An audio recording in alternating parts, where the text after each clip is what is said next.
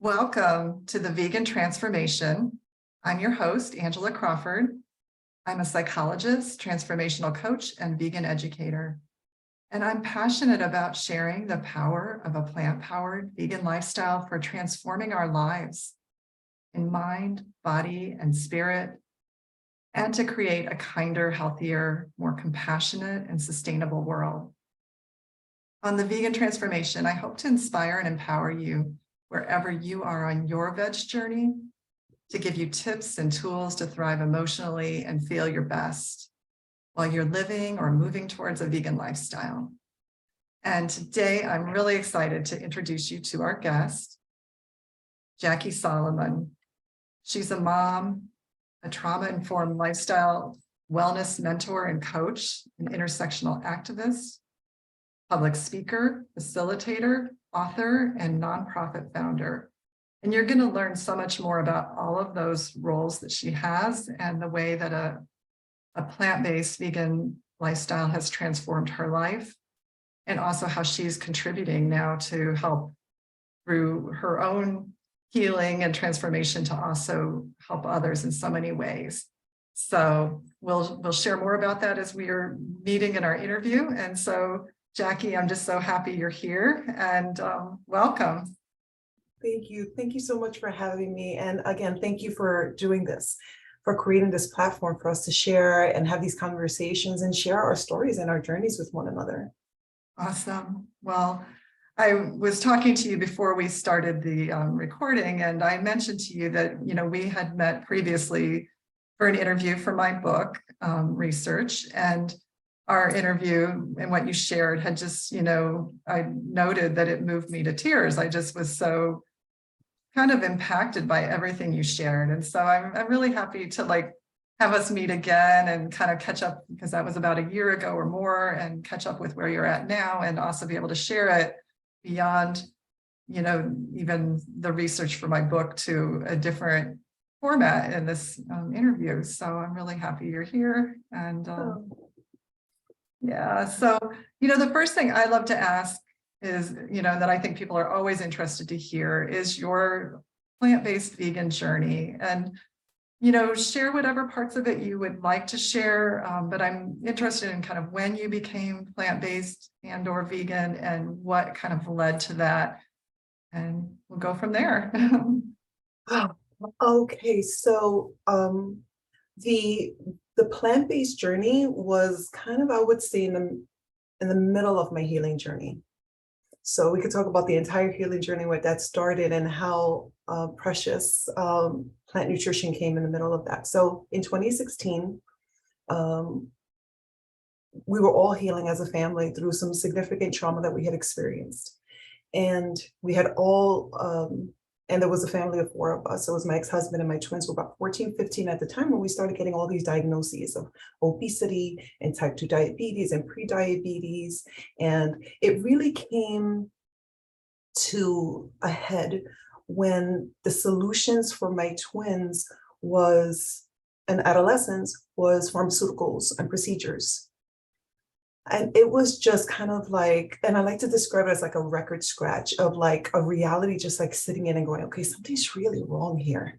Like my babies, there's something really wrong here. And again, part of my healing journey was through health and through health crises. And my eldest son had passed away and earned his angel wings due to a pharmaceutical interaction.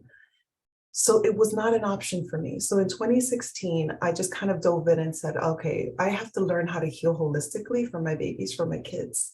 And that's what led me to watch Forks Over Knives. And that's what led me to adopt a whole food, plant-based, no oil lifestyle, specifically to address our obesity and our chronic diseases. And again, it wasn't aesthetics.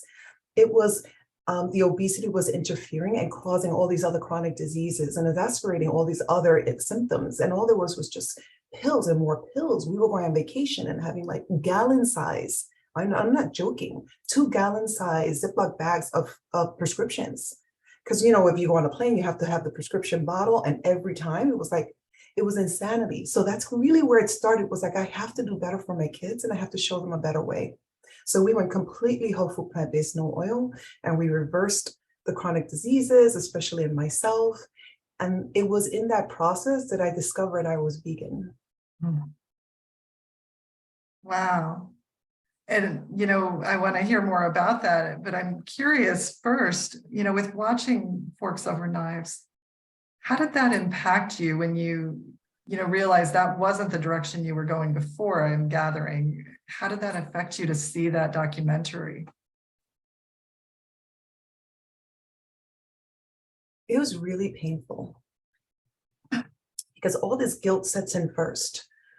Of like, how did I not know? Like, how is this possible? And then I look at myself and I take so important to me at the center of my identity on this role in this lifetime is my role as a mother. And so when I watched that documentary, and then subsequently I immediately enrolled in the Center for Nutrition Studies, the plant-based nutrition certificate, and I studied. And the guilt that set in because I realized that I was on a slow suicide and I was taking my children with me, and I got angry. Ooh, did I get so angry? And that was a good thing because it activated that mama in me that was like, okay, yeah, you did this to me, you fooled me, but you are not going to use my kids and monetize their health and oppress their ability to know what's right and wrong, to make decisions for their bodies. That's my role. And I have to become an elder so that I can guide them. So it was kind of inspired me to be better and learn more so that I could be there for them and understand that these shifts, these behavioral shifts are no joke. Transitioning is very challenging. So when you have a family that you're transitioning, it really is important to have these really conscious conversations and not project like, oh, I'm guilty and I'm angry, so we have to do this. No, it was an invitation to say, wow, guys, this is what I learned, and I cannot do this anymore. We got to figure this out. So it was evolving myself while healing, and then discovering that I was vegan and that spiritual awakening that happened at the same time. Yeah. So, first, kind of the shock and anger, like, how could I not have known this? Or, why didn't the authority figures, whether it be doctors or government or whatever, why didn't someone tell me that this was possible to heal through what I eat? And, and what Forks Over Knives teaches us is whole plant foods as much as possible, and they share, research and examples of people who have healed. And it's such an inspiring documentary, and obviously there are now many others that have come since it as well that share that message, but it showed you could have an impact on your own health and well-being, families, by just changing what you ate, which isn't just because, as you mentioned, that's not always easy to change how we eat, but it empowered you. Oh, absolutely. And I think what I found most empowering was when I discovered that our bodies are miraculous. Our bodies are just miraculous. And what I thought I was doing was, well, oh, I'm going to change the way I do things and I'm going to heal my body. And that's like the arrogance of humans. Like it was like, and I realized I'm like, I am not healing my body. I'm interfering, and I revoke the consent to poisoning my body. That's what I did. I started realizing that what I was consuming was interfering with my natural homeostasis of my body to thrive. And that's what I was doing. Like, wow, every time I eat this, every time I drink this, every time I do this, I'm challenging my body and I'm giving her challenges that she doesn't need. There's other factors around that are interfering with my health that I'm still kind of learning, but this, I don't have to do this. And that's, I think, where the anger came from, was like, wow, I didn't realize I was playing a game that was, the price was my health. And I was consenting and I didn't know that. Yeah, I don't want to do that anymore. I'm going to give my body what she needs to thrive. And that was that whole plant nutrition. When you just provide the ecosystem inside your body thanks you. And you get indications immediately. You start feeling better. You start you think clearly, you can focus better, you're more compassionate. So like your body responds to restoring homeostasis, which I translated to love. And when you feel and you embody that, now you can navigate this world differently. So I think it was kind of that awareness of that health autonomy is mine to have. That's my right. And it is doable. It's not just attainable, it is actually achievable. And I've done it. And it was that belief and that knowledge that I have the ability and I have the rights to be healthy. That was my driving force through all the challenges. So, yeah, so it was both what you removed from your diet and no longer were eating, and so that no longer were you taxing your body with things that weren't healthy for it. And then on Right. top of that, you were nourishing your body with antioxidants and all the nutrients in whole plant food nutrition. And can you share a little bit about what you actually changed in your eating to give people an example of, okay, what did that look like once you and your family started eating this way?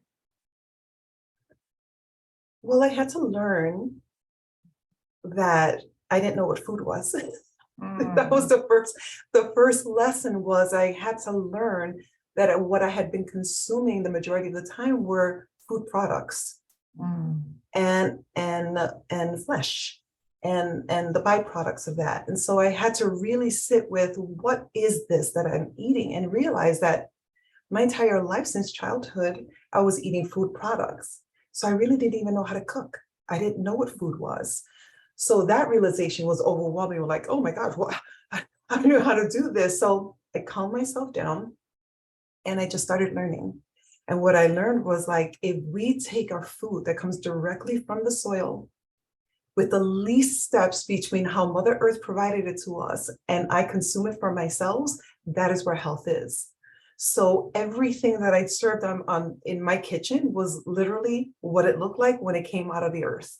Beans look like beans, peppers look like peppers, rice look like rice, polenta look like polenta. And it's like, what's polenta? It still look like corn. So we look at the gradients of how processed it is and how many steps it is away from what Mother Earth originally provided for us. And then having that journey back as close as possible. So because my twins were teens at the time, my duty was, okay, how do I get their favorite foods and actually have whole foods replicate those? So that's what we started doing. A lot of their favorites, but whole food, plant-based, no oil. So we introduced a lot of beans, a lot of seitan, tofu, but mostly it was really starting with like the rainbow, understanding that my plate was like a rainbow and that light and that frequency from all these different vegetables and varieties. Who would have thought that you could make a chili with like 6 different beans? Growing up, you had 2 or 3 kind of beans varieties in your kitchen, and that's what you used. And it was like, wow, there's actually so much variety when you take out the limitations of like what is considered food. When you think of flesh, we just camouflage all these different food products with plants to convince us that we want to eat them. So it was really just bypassing that and going to the plants, going to a variety, eating as much fruits as we do vegetables, and really incorporating like Dr. I'm drawing a blank, Furman says, with the G-bombs, really making sure we get our greens and our beans and our onions and our mushrooms and our berries and our seeds as much every day. And I made it into fun. I made it into, I wonder if my kids will taste this. I wonder if they're going to pick up on this, like, and really researching. So that was the fun part of it, how to make whole foods replicated into what my kids love. So we had a lot of stuffed mushrooms and veggie burgers and pancakes and pies, everything whole food, plant-based, no oil.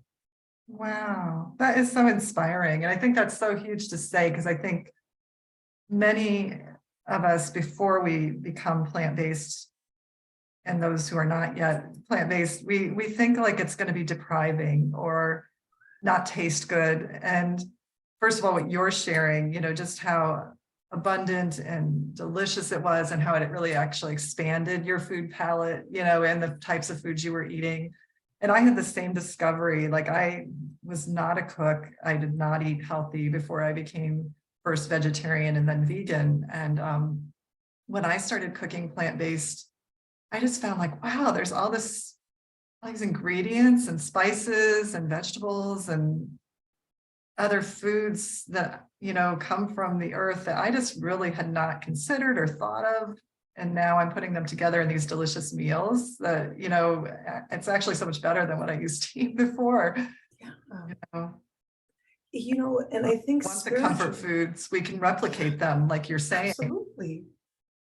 And I think that was really helpful for me, two things.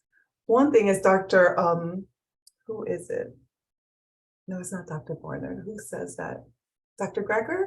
I think it's Dr. Greger that says nothing feels as good, nothing tastes as good as healthy feels. When you truly start feeling great, you really recognize when you eat something that's not healthful for you, how your body responds. And when you start feeling great, you start craving foods that actually make you feel good. And all of a sudden, those foods that don't make you feel good are not as pleasurable and not as enticing anymore.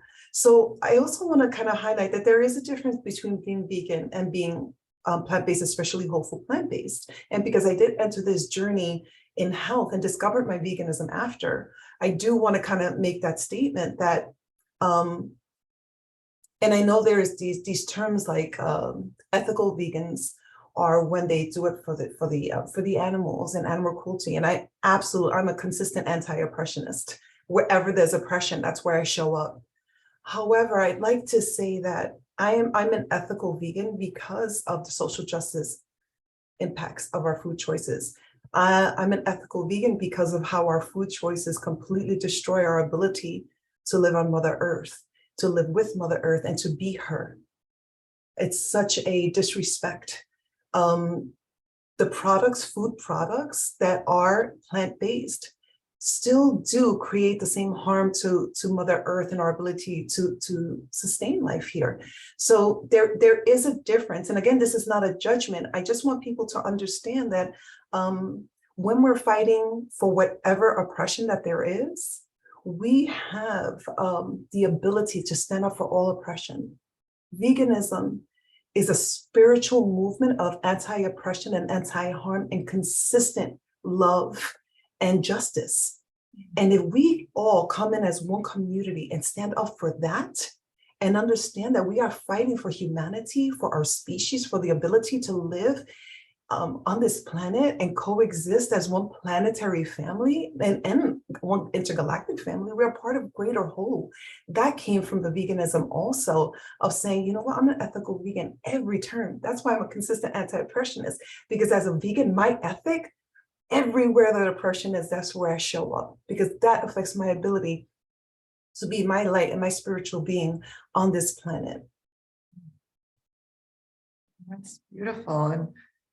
And I want to ask you a little bit more about that. And I'll just comment one thing first. What you were just saying that, the differences is between vegan and whole food plant-based. Whole food plant-based is technically vegan in the sense that it avoids animal products, however, as you're distinguishing, someone could be whole food plant-based, maybe solely for health and maybe not kind of be as aware of the ethical aspects of not eating animals.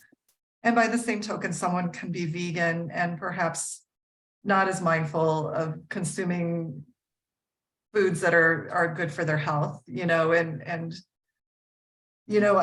certainly support any food that doesn't involve killing animals or exploiting animals. And yet at the same time, we can choose choices that also nourish our own body and are, like you say, better for the earth too. And so you're kind of raising awareness of those distinctions that are all things for us to think about, and certainly the research that's shown like that we can also reverse disease suggests that the more whole the plant foods are, the better outcomes for our own health. And we can certainly be better advocates for animals in the environment if we're thriving, physically too. So. Oh, absolutely. And before we jumped on and started recording, we were talking about this anxiety, especially with new vegans. I have these conversations all the time. People that are newly recognizing their veganism.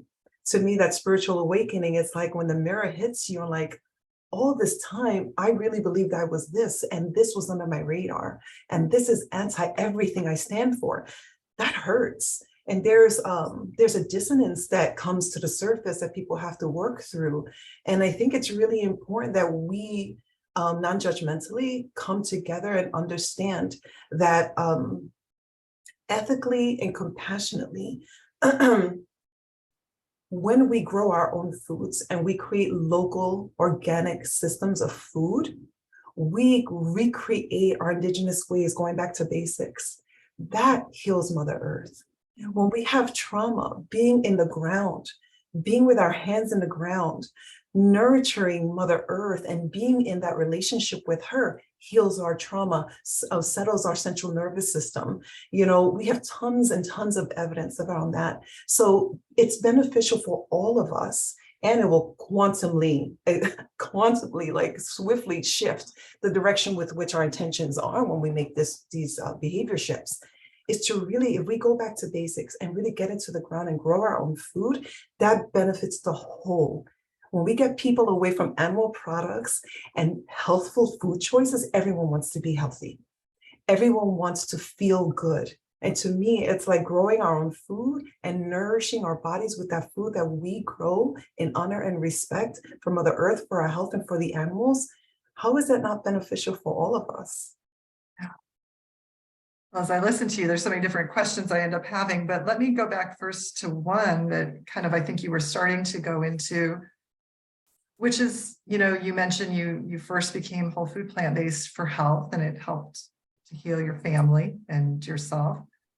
But you also then realized the kind of vegan, compassion, ethic aspect of all of this. What led into that? How did you kind of awaken to that piece of it?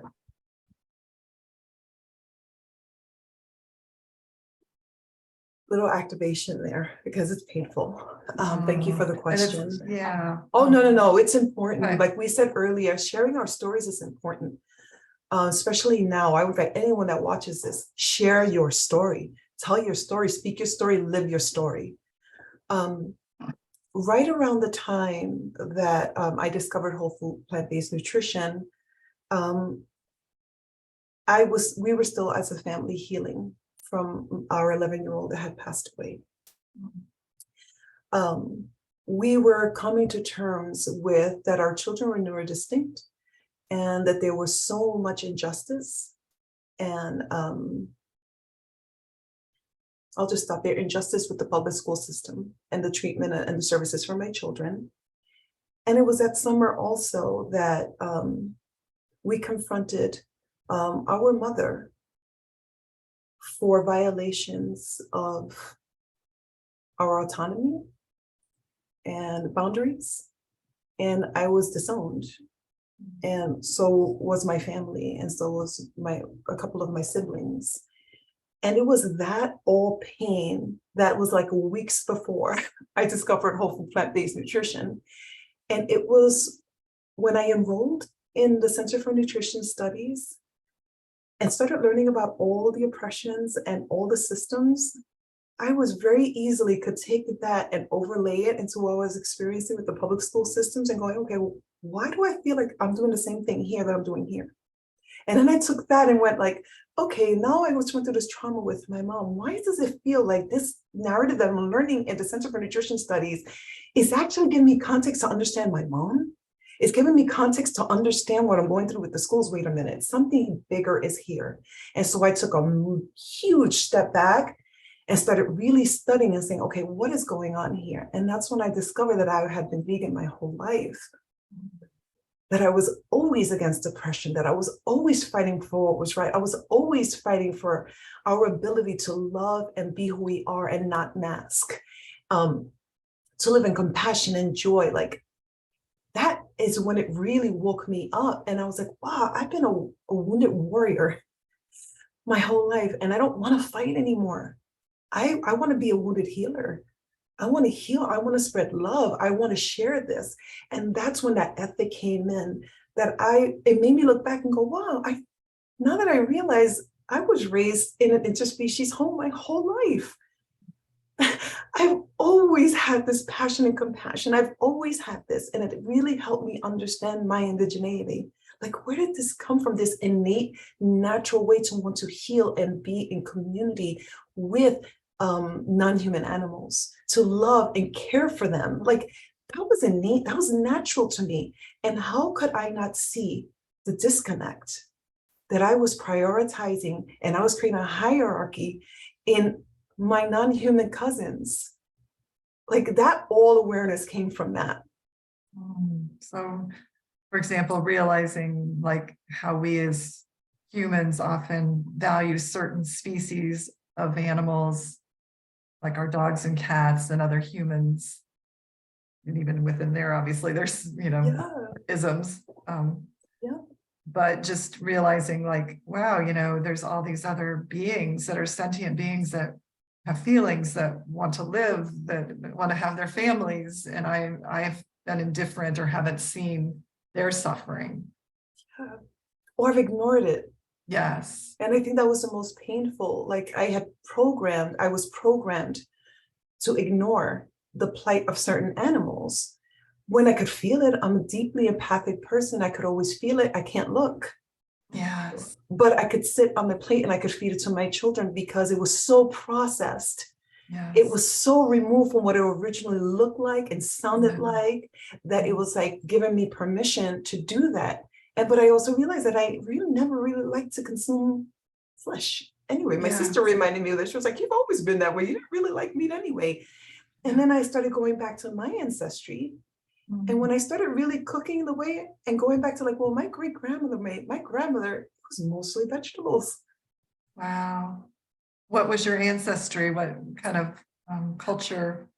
So I'm first generation born off of the island of Borique in Puerto Rico.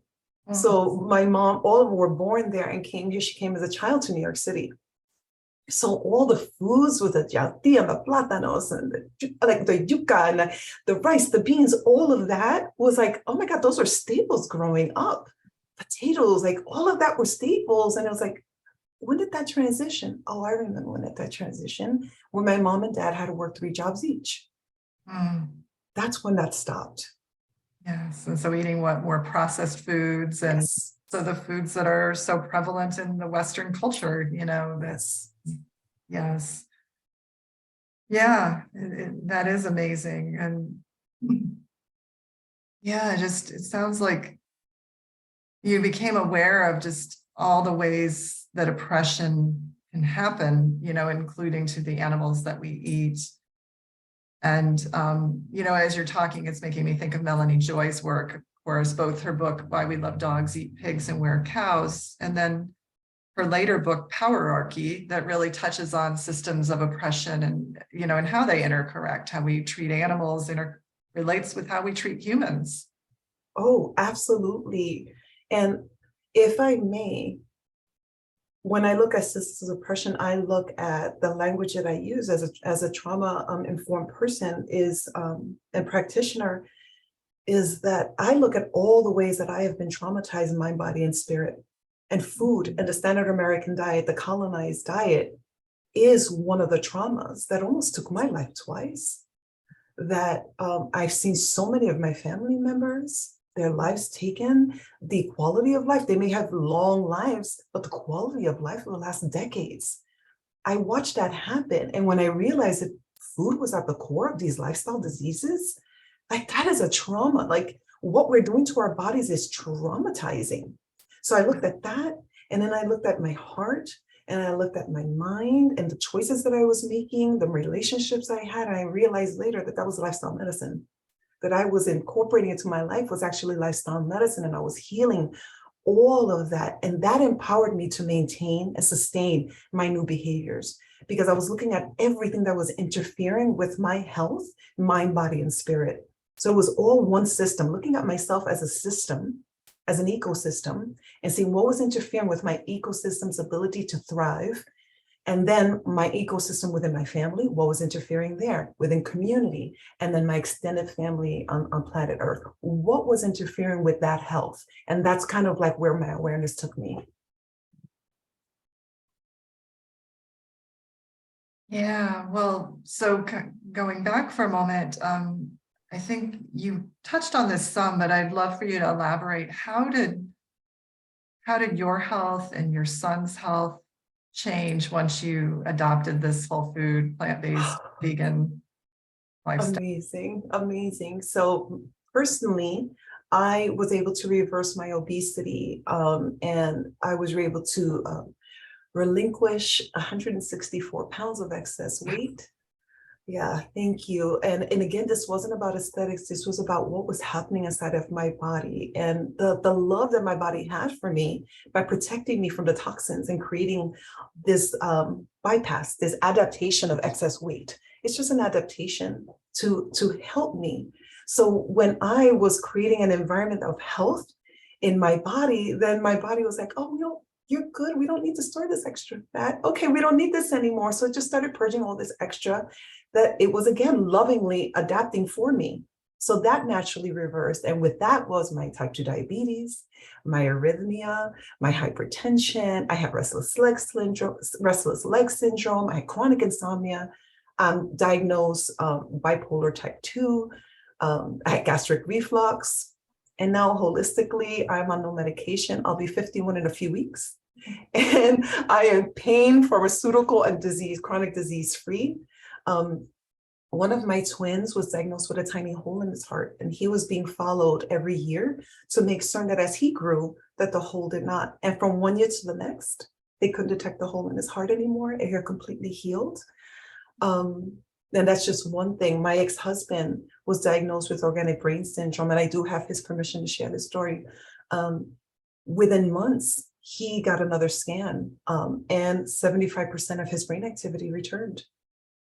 So my sister has MS, and she is on permanent disability from her MS, and she's already seen so much progress. I mean, when we started this journey, she was wearing an eye patch, she couldn't walk, it was really scary. And I am convinced that if we did not go whole food plant-based, especially vegans for her, because it was a slower transition, that she would be bedridden and in a wheelchair right now. So we've seen amazing, like I have my sister here because of this lifestyle, but she's still here with me. So yeah, it's just been powerful, amazing, amazing reversal. And within a year, the four of us were down 300 pounds as a family. Wow. Wow, that's amazing. And when you think of how often, we struggle in our culture often to maintain a healthy weight. And it sounds like just by simply nourishing your body with healthy food and removing the things that were not healthy, it just sort of flowed. Your body regained its more natural way of functioning. Absolutely. And again, when we honor and respect that our indigeneity has a history long before colonization. So our bodies do adapt differently to these lifestyle changes to honor ourselves, meet us where we are culturally. Our bodies are all different, going to respond differently. So I think what's ubiquitous is when we treat our bodies with respect and we love our bodies and we give our bodies what are naturally designed for, which Dr. Milton Mills speaks endlessly about really what the human diet is, and the evidence is overwhelming. If we treat our bodies with dignity and respect and we nourish our bodies with what our body truly does need as an ecosystem, working within a cycle of ecosystems, and we provide that nourishment and nutrients the way it's designed, the way nature designed us, we thrive, and anything excess restores to balance and homeostasis. So the excess weight, there's no function for it. So we return to homeostasis. All the anxiety, there's no function for it. So we return to homeostasis. And to me, that's health. It's providing ourselves with the best chance and the best light and the best nutrients to actualize all of the brilliance that's within that. That's our role. And to me, that's free will. Mm. Well, you're kind of touching on this.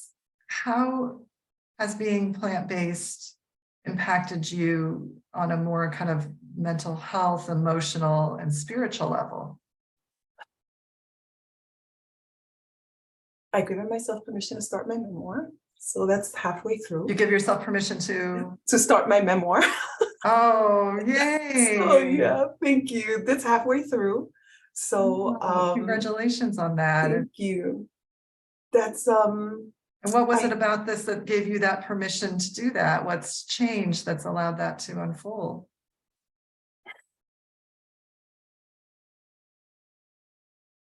I realized that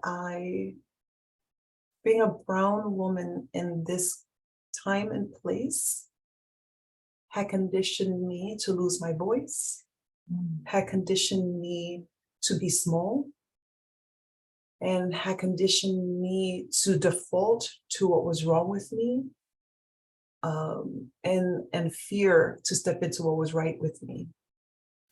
And I feel that not only just the veganism, but being whole plant-based and really restoring that homeostasis in my body, I was able to really hear the trauma that was in my muscles and in my central nervous system that I didn't have space for, that I didn't have time for, that I didn't have the energy for, that I was overwhelmed and inundated with suffering, that just those little voices that wanted to come to the surface and be healed was like, Jacque, that happened when you were 13. I don't even have room for that right now. Like, I need to do this. So it was when I started, I would say it's more like a spring cleaning. I was able to purge all of the trauma that I was ingesting unconsciously. I was able to forgive myself, which took up a lot of space energetically in my body, like that I was making these choices, that I had made us all sick, that I didn't know. I'm a mom, I should know better. I'm supposed to take care of my kids, and I was slowly killing them. Like, so when I was through that fire of alchemy, and like the spiritual chemical process of that, and distilled through that, all of a sudden I had all this space and energy and awareness for all the other traumas to come to the surface, and was like, oh, you're feeling better? Can we talk about that thing when you were 15 and you didn't want to talk about it anymore? Because I'm constantly thinking about it, but we don't have space for it. And I was able to sit with all those traumas in my life. And I was like, wow, I understand. The compassion was so extended. And I think that's the beauty of when we make these choices. These are compassionate choices for ourselves, but compassionate choices, it just ripples compassion and understanding and love. And I was able to look at people in my life, circumstances in my life, through a lens of a higher awareness and a higher consciousness, and love my way through the pain, which I didn't have the capacity and the language and the skills to love myself through the pain. Every time pain showed up, it was fear, I was short, I was hiding. And it was like, yeah, no, it's time to continue on your heroine's journey, and back into the shadow, and back into our chemical process, and back into the shadow, back into the chemical process. And every cycle was elevation, until I was able to step in fully, I shouldn't say fully, because this is a process through lifetime of unlearning and learning. And the forgiveness that exploded for me. And again, forgiveness is not something that is like necessary. I want to make that clear as a trauma-informed person. Forgiveness is absolutely not necessary. It's just been my journey that I could look at people in my life and lovingly release them to their own path without judgment, lovingly release them to the karma that they are here to resolve and work through, but also boundaries, because that's something I didn't learn as a brown woman, especially a woman born into this time and culture. I was very, very entrained not to have boundaries. And that was something that I was challenging growing up, because I'm very good with boundaries. I gave myself permission when I transitioned to step powerfully and say, yeah, I will not be treated this way. You're not going to talk to me this way.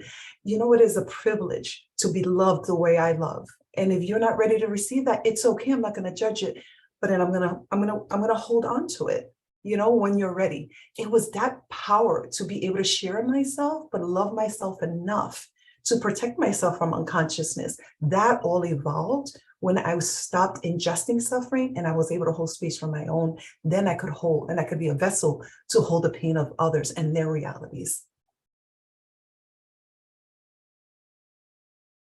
Eating the foods that brought your body and nervous system back into balance, eliminating the foods that caused harm and that were the consequence of another being's suffering, and no longer ingesting any of that. You know, if I may add also, there was a story I heard early on, and I think it was Victoria Moran had shared a story that was very powerful. And then I heard a story on the news that kind of reminded me of the story she shares a lot about this mommy cow who had been rescued, and she was taken to a sanctuary. And there was a pattern that she would just disappear for days at a time, and then she'd come back. And they were always like, where's she going? And it turned out that days after, it must have been days after she was rescued, nobody knew she was pregnant, and she had given birth and went far out to the other side of the sanctuary and hid her baby there. And she would take care of the baby for days, and when she was just starving and thirsty, she would find a way to come back, feed herself, and then go back. And Angela, I thought, look what she's doing. She's hiding her baby from humans. She's sacrificing her well-being to protect her baby. That's me. That's my story. That's painful. That's painful. I nursed my babies. I just, yeah, I was like, wow, this is my story. And I have been trained and indoctrinated in matricide. That hurts. I'm a mom, first and foremost. Everything I do, the fire that fuels me. When my son passed away, that broke me open. That set me on this journey that I do what I do. When I realized that I was contributing to another being suffering what I had suffered, yeah, that broke me so open. Really kind of connected on a heart level, Yes. because so often we have learned to either not be aware, or if we are aware, to disconnect from that awareness. And yeah, that is a really moving story. Yeah, I wonder, so as though people are listening and, they may be at different stages on their own journey, whether they're just starting towards more plant-based or vegan, or whether they already are, but want to thrive or be more impactful in their plant-based journey. What resources helped you, and what might you suggest for other people? Maybe not everybody is yet ready to grow their own plants, although that'd be great, but what resources would you suggest for helping people, thrive as plant-based eaters and continue to grow on their journey? Any suggestions? So for those of us that are just like going on, entering this journey, community is so important. Education is so important. Join communities, find us. We're out there, tons and tons of communities, and find where your passion and your why is connected in community, because there's so many of us out there. When you can connect your why, you will find your purpose.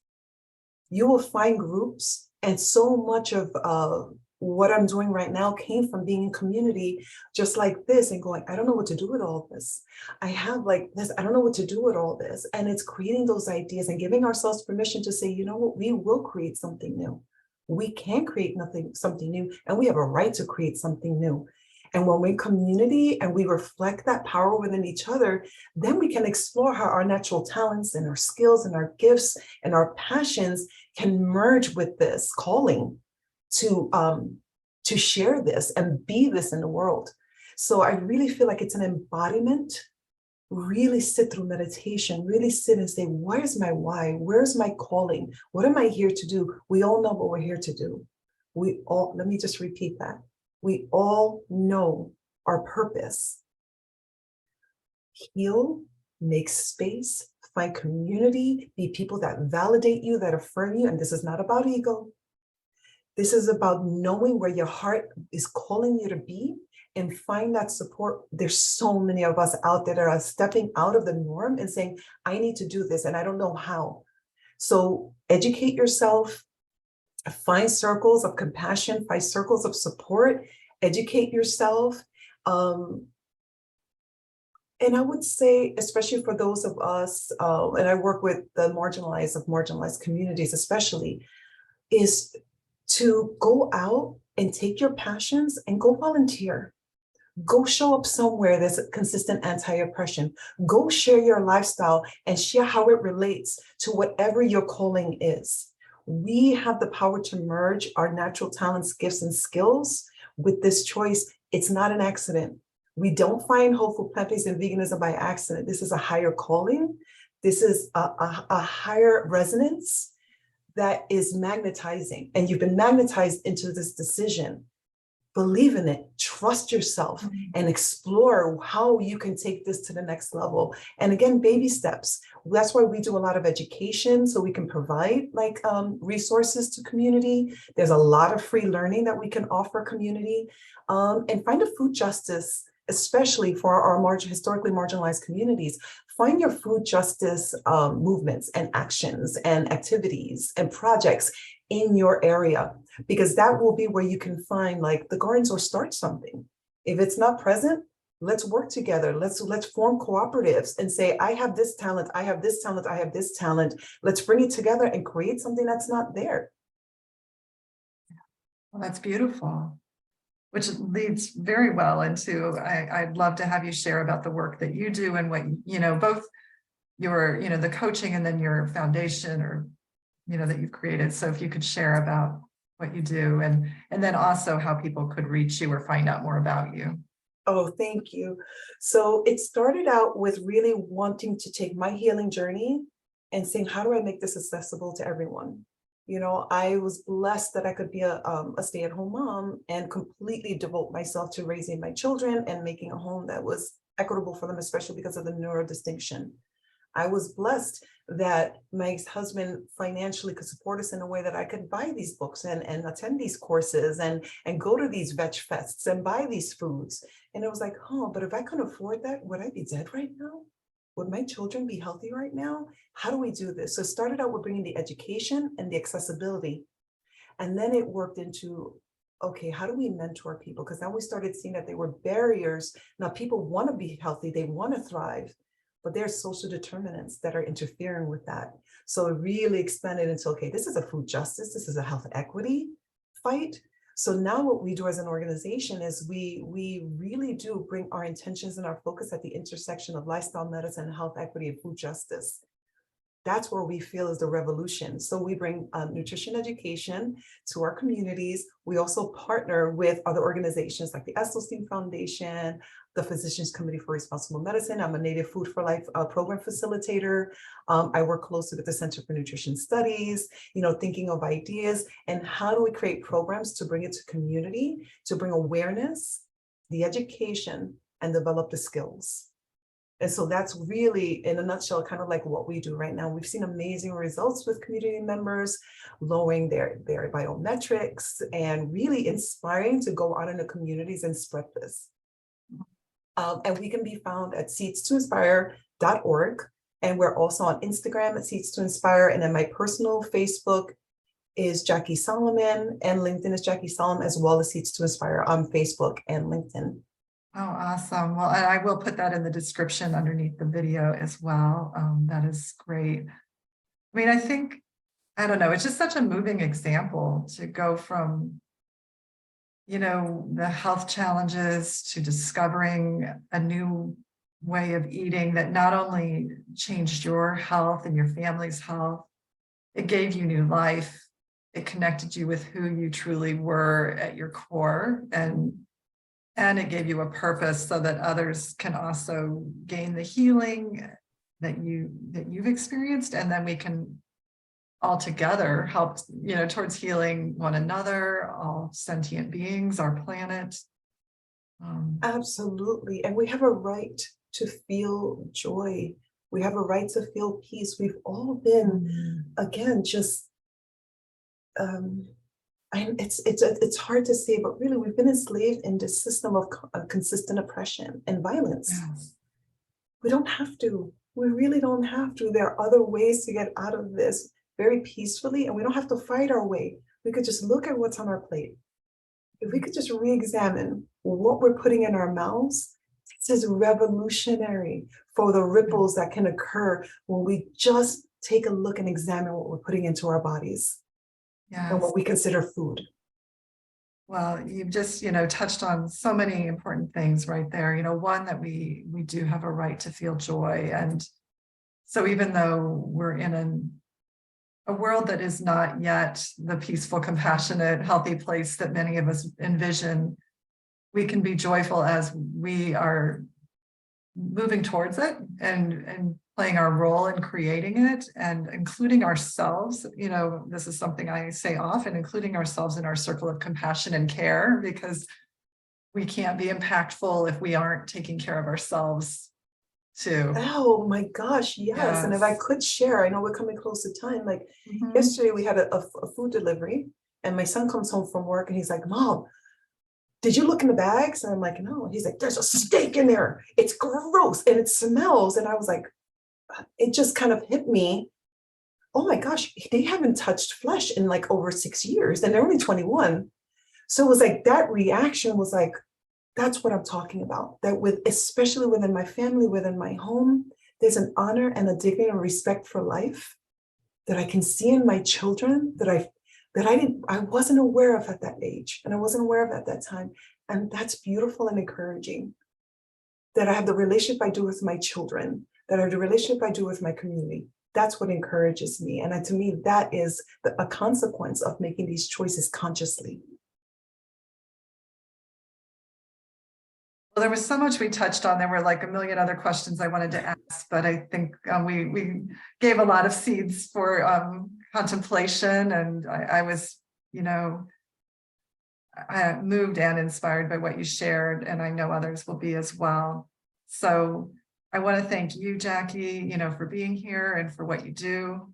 And I want to thank any of our listeners and viewers, for being present. And I hope if what we shared today in this interview is inspiring, that you will both check out Jacque's work, as well as, subscribe to the Vegan Transformation channel and continue to see other inspiring information and interviews such as this, and share it with others as well who might benefit. Because as we learn from each other's stories and what helps each of us, it helps to create that ripple effect for that healing that we all want to see for our world. So thank you again, and wishing you all well. Thank you so much for having me. And bliss, love, and light to everyone out there. We're one family. And the more we remember that, the more we're going to usher in the world that we deserve and our babies deserve.